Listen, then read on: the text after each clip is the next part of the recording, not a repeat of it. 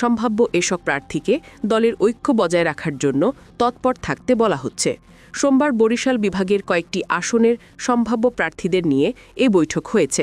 অনানুষ্ঠানিক বৈঠকের পাশাপাশি দায়িত্বপ্রাপ্ত নেতারা দলীয় জরিপ ও একাধিক সংস্থার মাঠ প্রতিবেদন পর্যালোচনা করছেন।